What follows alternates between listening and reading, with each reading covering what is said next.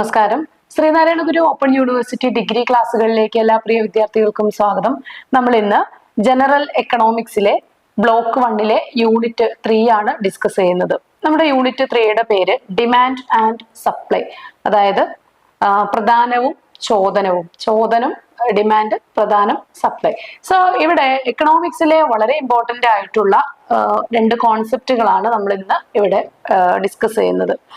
എന്തായാലും നമുക്ക് നോക്കാം. ഡിമാൻഡും സപ്ലൈ, അതുപോലെ അതിൻ്റെ വ്യത്യസ്തമായിട്ടുള്ള ആസ്പെക്റ്റുകൾ എന്തൊക്കെയാണ് നമുക്ക് ഈ ഒരു യൂണിറ്റിലൂടെ പഠിക്കാം. അത് നമ്മൾ ആദ്യമായിട്ട് എന്താണ് ഡിമാൻഡ് എന്താണെന്നാണ് നമ്മൾ നോക്കുന്നത്. ഡിമാൻഡ് എന്ന് പറയുന്നത് എന്തെങ്കിലും ഒരു വസ്തു വാങ്ങാനുള്ള അതിൻ്റെ സന്നദ്ധതയുള്ള അല്ലെങ്കിൽ സന്നദ്ധതയുടെ പിൻബലമുള്ള ആഗ്രഹത്തെയാണ് നമ്മൾ ഡിമാൻഡ് എന്ന് പറയുന്നത്. ഒരു വസ്തു നമ്മൾ വാങ്ങിച്ച് ഉപയോഗിക്കാനുള്ള ആഗ്രഹം ഉണ്ടായാൽ പോരാ, അതിനെ നമുക്ക് ഡിമാൻഡ് എന്ന് പറയാൻ പറ്റില്ല.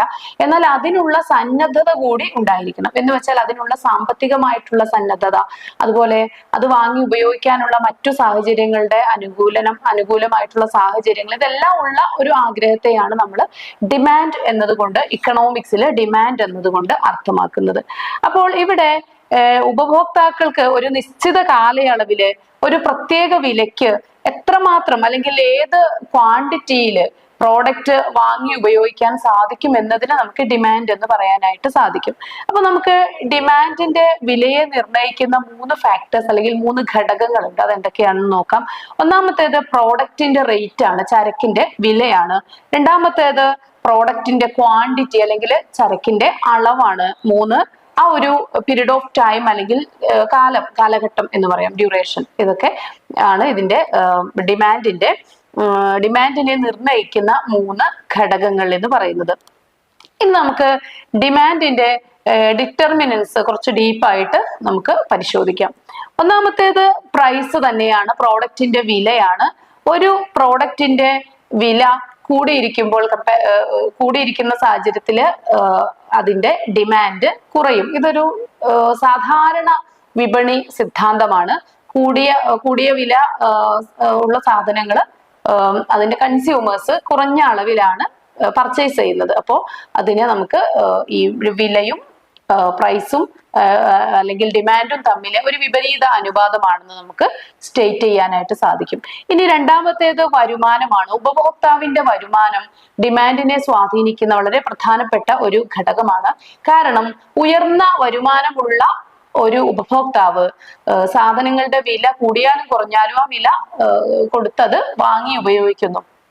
എന്നാൽ വരുമാനം കുറവുള്ള ഒരു വ്യക്തി അല്ലെങ്കിൽ ഒരു കൺസ്യൂമർ ഇത്തരം പ്രോഡക്റ്റ് വാങ്ങി ഉപയോഗിക്കാൻ പ്രയാസം നേരിടുകയും ചെയ്യും. അപ്പോൾ വില കൂടിയാലും കുറഞ്ഞാലും നമ്മൾ ഉയർന്ന വരുമാനമുള്ള ഒരു കൺസ്യൂമർ എന്ത് ചെയ്യും, അത് പ്രോഡക്റ്റ് കൂടുതലായിട്ട് പർച്ചേസ് ചെയ്യും. അതാണ് ഇൻകവും ഡിമാൻഡും തമ്മിലുള്ള ബന്ധം, അല്ലെങ്കിൽ ഇൻകം ഒരു ഡിറ്റർമിനന്റ് ആയിട്ട് വരുന്നത്. ഇനി മൂന്നാമത്തേത് ടേസ്റ്റ് ആൻഡ് പ്രിഫറൻസസ് ആണ്. ചില പ്രോഡക്റ്റ് നമ്മളുടെ അഭിരുചിക്ക് അനുസരിച്ചാണ് വാങ്ങിക്കുന്നത്. വില കുറഞ്ഞു എന്ന് വെച്ചിട്ട് നമുക്ക് ഇഷ്ടമില്ലാത്ത ഒരു പ്രോഡക്റ്റ് നമ്മൾ കൂടുതലായിട്ട് വാങ്ങി ഉപയോഗിക്കുകയുമില്ല. അല്ലെങ്കിൽ വില കൂടി എന്ന് വിചാരിച്ചിട്ട് അത്രയും താല്പര്യമുള്ള ഒരു പ്രോഡക്റ്റ് നമ്മൾ വാങ്ങാതിരിക്കുകയുമില്ല. അപ്പൊ നമ്മളുടെ ടേസ്റ്റും പ്രിഫറൻസും ഓരോ സാധനത്തിന്റെയും ഡിമാൻഡിൽ സ്വാധീനം ചെലുത്തുന്നുണ്ട്. ഇനി മറ്റൊന്നാണ് പ്രൈസ് ഓഫ് റിലേറ്റഡ് ഗുഡ്സ്. അതുമായിട്ട് ബന്ധപ്പെട്ട മറ്റു വസ്തുക്കളുടെ വില കൂടിയിരിക്കുമ്പോൾ പൊതുവെ ആ ഒരു സാധനത്തിന് ഡിമാൻഡ് കുറയാൻ സാധ്യതയുണ്ട്. ഇപ്പോൾ അലൈഡ് പ്രോഡക്റ്റ്, അതായത് ഒരു വസ്തു ഉണ്ടെങ്കിൽ മാത്രമേ മറ്റൊരു വസ്തു ഉപയോഗിക്കാൻ കഴിയൂ എന്നുള്ള ഒരു സാഹചര്യം. ഇപ്പൊ ഫുഡ് ഐറ്റംസിലൊക്കെ മിക്കവാറും അങ്ങനെ വരാറുണ്ട്.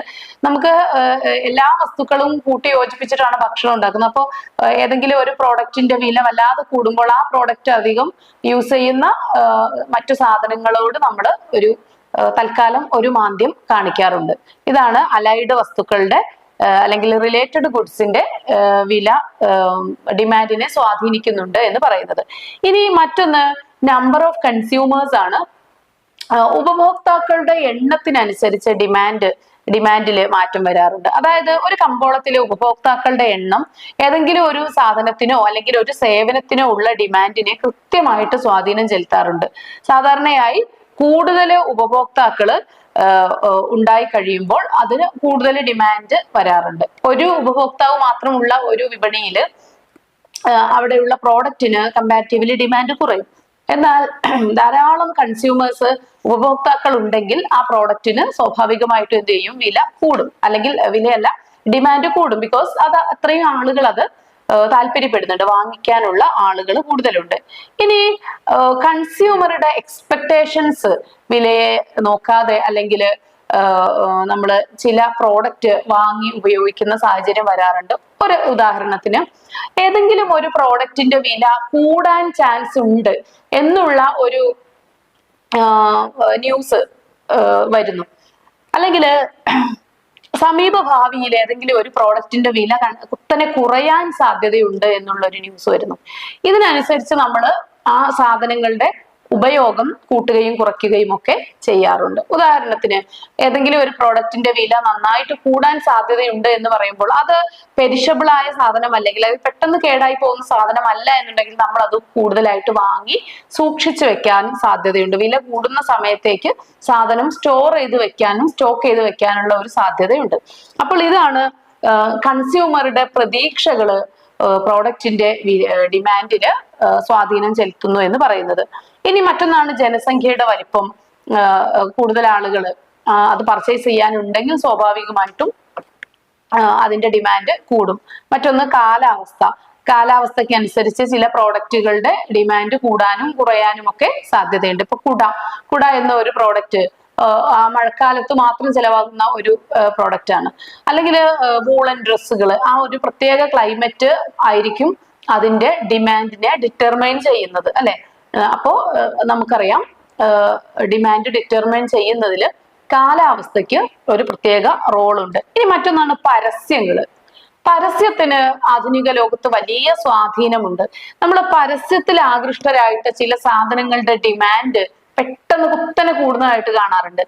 നല്ല രീതിയിൽ പരസ്യങ്ങൾ വരുന്ന പ്രോഡക്റ്റിന് അത് കൂടുതൽ ജനങ്ങളിലേക്ക് ആ പ്രോഡക്റ്റിനെ കുറിച്ചുള്ള വിവരങ്ങൾ എത്തുകയും കൂടുതൽ ആളുകൾ ആ പ്രോഡക്റ്റ് പർച്ചേസ് ചെയ്യാൻ താല്പര്യം കാണിക്കുകയും ചെയ്യാറുണ്ട്. ഇനി നമ്മൾ നോക്കുന്നത് ലോ ഓഫ് ഡിമാൻഡ് ആണ്. ഡിമാൻഡ് നിയമം എന്ന് പറയാം, ചോദന നിയമം എന്ന് പറയാം. അപ്പോൾ ഇവിടെ ചോദന നിയമത്തില് ഒരു ചരക്കിന്റെ വിലയും അതിന്റെ ഡിമാൻഡും തമ്മില് വിപരീത അനുപാതം അല്ലെങ്കിൽ വിപരീത ബന്ധമാണ് എന്നതാണ് ലോ ഓഫ് ഡിമാൻഡ് പറയുന്നത്.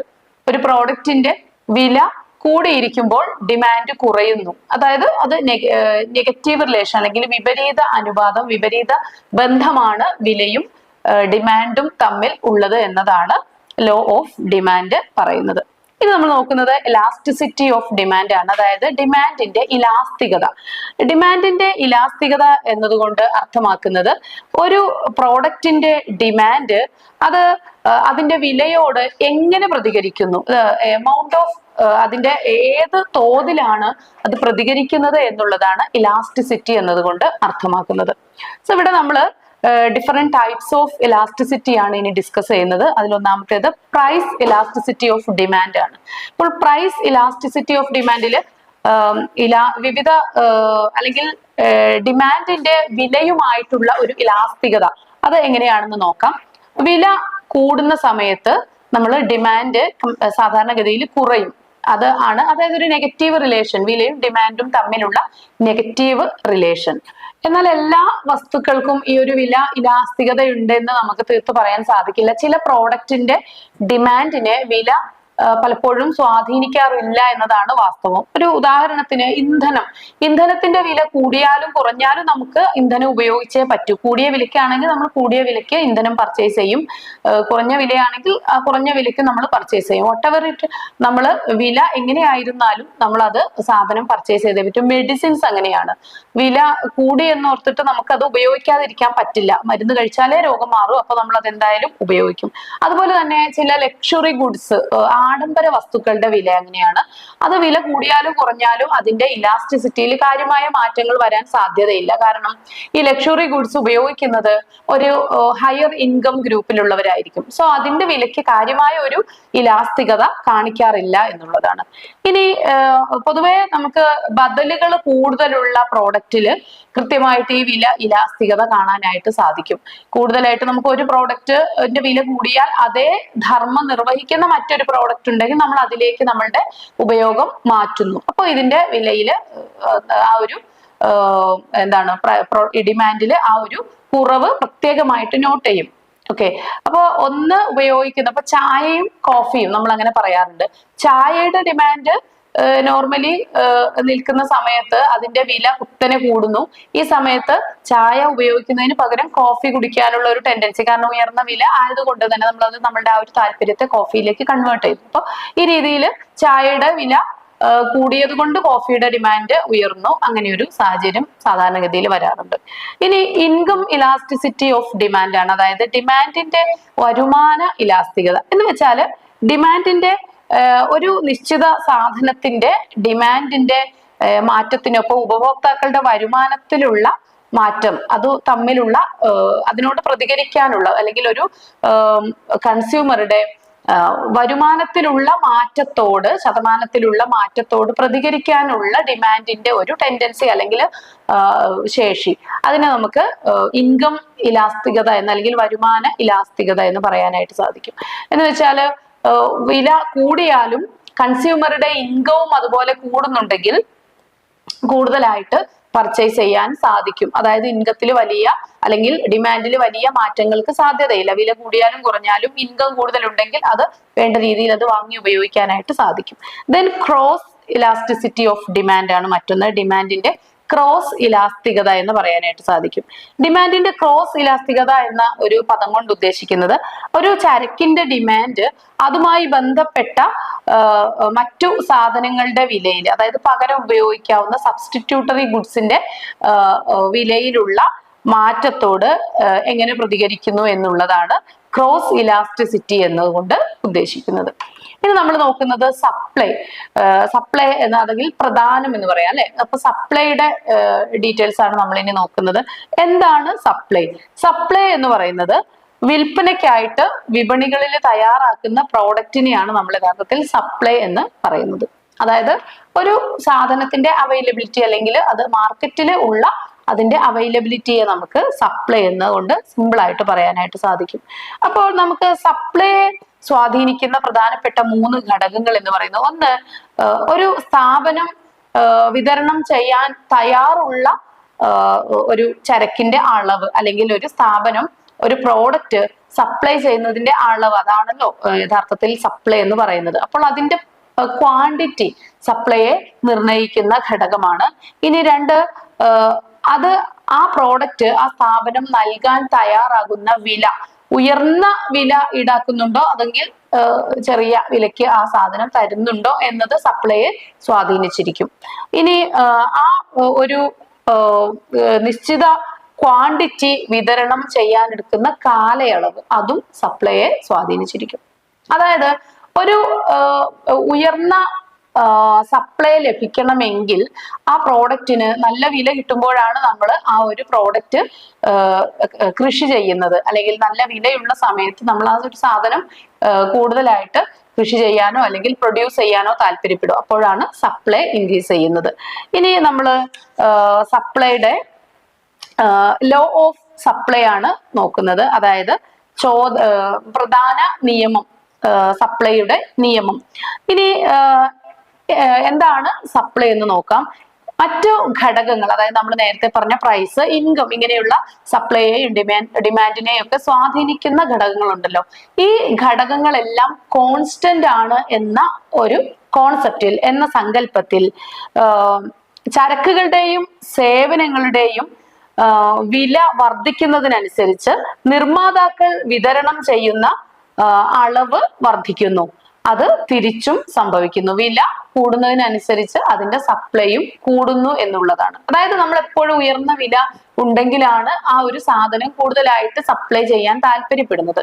കച്ചവടക്കാരാണെങ്കിൽ ഉയർന്ന വില കിട്ടുന്ന പ്രോഡക്റ്റ് കൃഷിക്കാരാണെങ്കിൽ ഉയർന്ന വില കിട്ടുന്ന ഉൽപ്പന്നം ഉണ്ടാക്കാൻ തന്നെയാണ് താല്പര്യപ്പെടുന്നത്. അപ്പൊ ഇതാണ് സപ്ലൈ. അതിന്റെ വിലയോട് ഒരു നേർ അനുപാതത്തിലുള്ള ബന്ധമാണെങ്കിൽ ബന്ധമാണ് വിലയ്ക്കും സപ്ലൈക്കും തമ്മിലുള്ളത്. ഡിമാൻഡിന്റെ നേരെ ഓപ്പോസിറ്റ് ആയിരുന്നു അല്ലെ. വില കുറയുന്ന സമയത്താണ് നമുക്ക് കൂടുതൽ വാങ്ങി ഉപയോഗിക്കാനുള്ള താല്പര്യം ഉണ്ടാവുക. എന്നാൽ സപ്ലൈയുടെ നേരെ തിരിച്ചാണ്. കൂടുതൽ വില കിട്ടുന്ന സമയത്താണ് നമുക്ക് ആ സാധനം കൂടുതൽ സപ്ലൈ ചെയ്യാൻ താല്പര്യം ഉണ്ടാവുക. ഇനി നിർമ്മാതാക്കൾ ഒരു നിശ്ചിത വിപണിയിൽ വിൽക്കാൻ തയ്യാറുള്ളതും പ്രാപ്തിയുള്ളതുമായിട്ടുള്ള സാധനങ്ങളുടെ വിലയും വസ്തുക്കളുടെ അളവും തമ്മിൽ നേരിട്ട് ബന്ധമുണ്ട്. ഇനി നമുക്ക് കോൺസെപ്റ്റ് ഓഫ് ഇക്വിലിബ്രിയം അല്ലെങ്കിൽ ഒരു സന്തുലിതാവസ്ഥ എന്ന ആശയത്തെ കുറിച്ചാണ് നോക്കുന്നത്. അപ്പോൾ സന്തുലിതാവസ്ഥ എന്ന് പറയുമ്പോൾ അതൊരു മാറ്റമില്ലാത്ത ഒരു ബാലൻസ്ഡ് ആയിട്ടുള്ള ഒരു സ്റ്റേറ്റ് ആണ് അല്ലെ. സോ ഈ നമ്മൾ ഇക്വിലിബ്രിയം എന്നതുകൊണ്ട് അത് തന്നെയാണ് ഉദ്ദേശിക്കുന്നത്. ഒരു ചരക്കിന്റെ വിതരണം അതിന്റെ ആവശ്യത്തിന് തുല്യമായ ഒരു സിറ്റുവേഷൻ, അതിനെയാണ് നമ്മൾ ഇക്വിലിബ്രിയം കണ്ടീഷൻ എന്ന് പറയുന്നത്. അതായത് ഒരു ചരക്കിന്റെ ഡിസ്ട്രിബ്യൂഷൻ അല്ലെങ്കിൽ അതിന്റെ വിതരണം, ലഭ്യത എന്നൊക്കെ പറയാം, അത് അതിന്റെ ആവശ്യത്തിന് തുല്യമായ രീതിയിലുള്ള ഒരു അവസ്ഥ, അത് ഒരു വിപണിയിൽ ഒരു ഇക്വിലിബ്രിയം കണ്ടീഷൻ ആണ് സൃഷ്ടിക്കുന്നത്. അപ്പൊ ഇത്രയാണ് നമുക്ക് ഈ ഒരു യൂണിറ്റിൽ ഡിസ്കസ് ചെയ്യാനുള്ളത്. Thank you.